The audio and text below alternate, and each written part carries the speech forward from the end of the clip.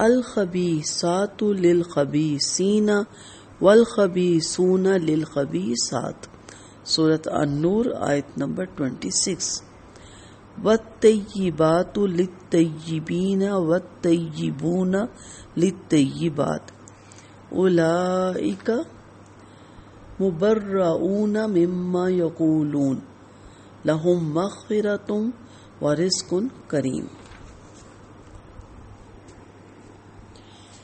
خبیث عورتیں خبیث مردوں کے لیے، اور خبیث مرد خبیث عورتوں کے لیے، اور پاکیزہ عورتیں پاکیزہ مردوں کے لیے، اور پاکیزہ مرد پاکیزہ عورتوں کے لیے۔ ان کا دامن ان باتوں سے پاک ہے جو وہ کہتے ہیں، ان کے لیے بخشش ہے اور عزت کی روزی بھی ہے۔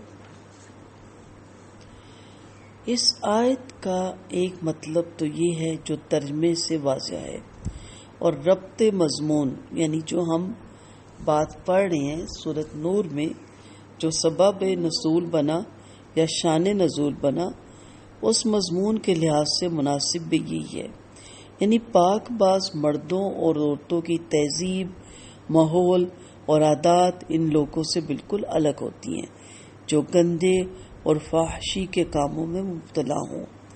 ان دونوں کا آپس میں مل بیٹھنا فطرتاً بھی محال ہوتا ہے، نہ ان کی تہذیب آپس میں ملتی ہے، نہ بول چال اور نہ عادات۔ ایک پاک باز انسان کسی گندے ماحول میں چلا جائے تو اسے وہاں ایک دن گزارنا بھی مشکل ہو جاتا ہے۔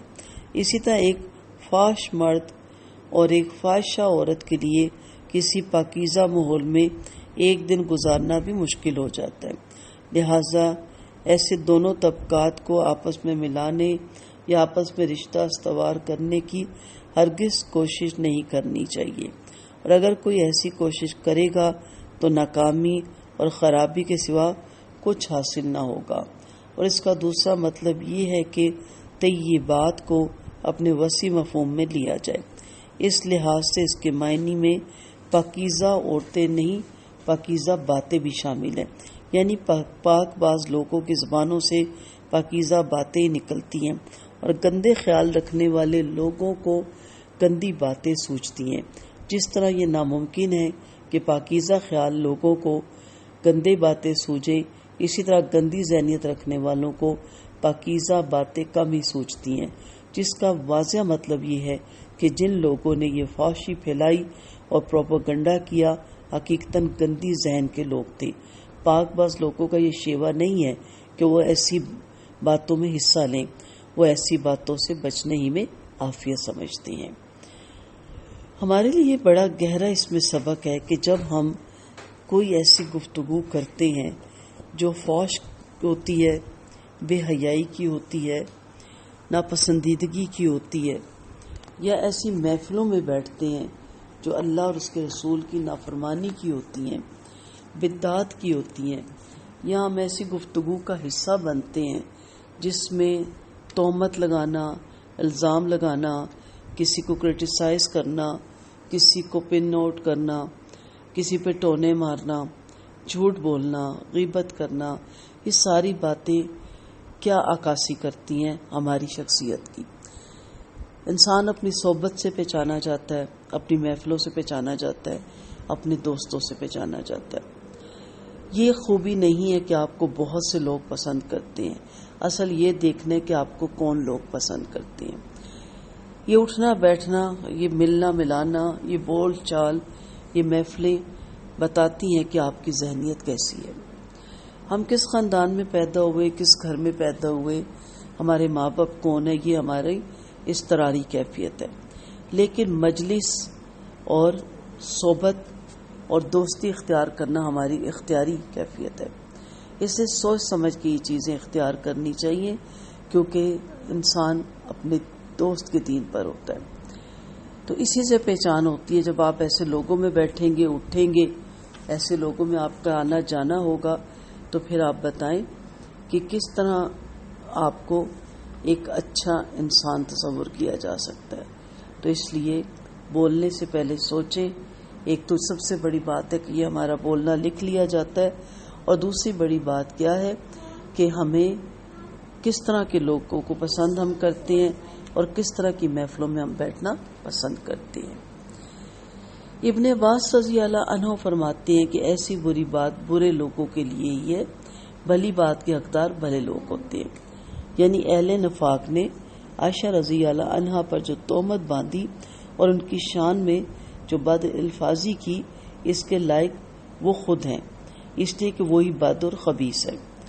حضرت عائشہ چونکہ پاک ہیں اس لیے وہ پاک کلموں کے لائق ہیں، وہ ناپاک بہتان سے بری ہیں۔ یہ آیت بھی حضرت عائشہ کے بارے میں نازل ہوئی۔ آیت کا صاف مطلب یہ ہے کہ اللہ کے رسول صلی اللہ علیہ وسلم جو ہر طرح طیب ہے، ناممکن ہے کہ ان کے کام میں اللہ کسی ایسی عورت کو دے جو خبیثہ ہو۔ خبیثہ عورتیں تو خبیث مردوں کے لائق ہوتی ہیں، اس لیے فرمایا کہ یہ لوگ ان تمام تہمتوں سے پاک ہیں جو دشمنان الہ باندھ رہے ہیں۔ انہیں ان کی بد کلامیوں سے جو رنج اور اذیت پہنچی وہ بھی ان کے لیے باعث مغفرت گناہ بن جائیں گی، اور یہ چونکہ آپ صلی اللہ علیہ وسلم کی بیوی ہیں، جنت عدن میں بھی آپ کے ساتھ ہی رہیں گی۔ ایک مرتبہ اسیر بن جابر حضرت عبداللہ کے پاس آ کر کہنے لگے، آج تو میں نے ولید بن عقبہ سے ایک نہایت عمدہ بات سنی۔ حضرت عبداللہ نے فرمایا، ٹھیک ہے، مومن کے دل میں پاک بات اترتی ہے اور وہ اس کے سینے میں آ جاتی ہے، پھر وہ اسے زبان سے بیان کرتا ہے۔ وہ بات چونکہ بھلی ہوتی ہے، بھلے سننے والے اسے اپنے دل میں بٹھا لیتے ہیں، اور اسی طرح بری بات برے لوگوں کے دلوں میں ان کے سینوں تک اور وہاں سے زبانوں تک آتی ہے۔ برے لوگ اسے سنتے ہیں اور اپنے دل میں بٹھا لیتے ہیں۔ پھر آپ نے اسی آیت کی تلاوت کی۔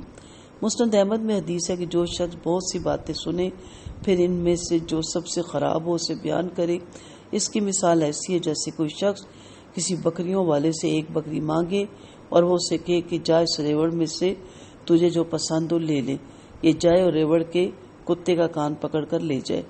اور حدیث میں ہے کہ حکمت کا کلمہ مومن کی گمشدہ دولت ہے، جہاں سے پائے لے لے۔ الخبیثات للخبیثین والخبیثون للخبیثات۔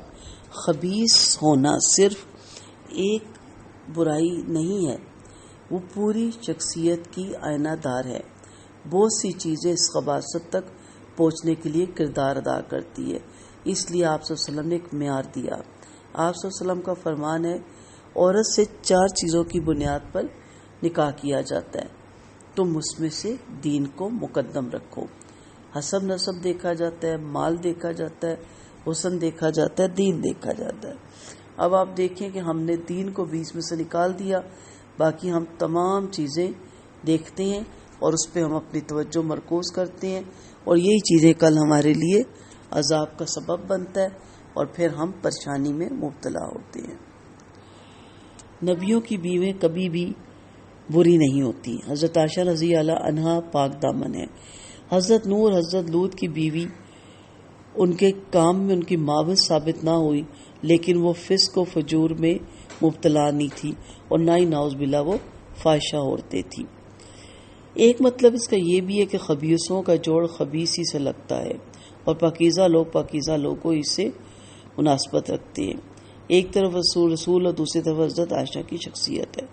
دوسرا مطلب بری باتیں برے لوگوں کے لیے اور بھلی باتیں بھلے لوگوں کے لیے، اور بھلے لوگ اس سے پاک ہیں جو وہ باتیں کر رہے ہیں۔ وآخر دعوانا ان الحمد للہ رب العالمین۔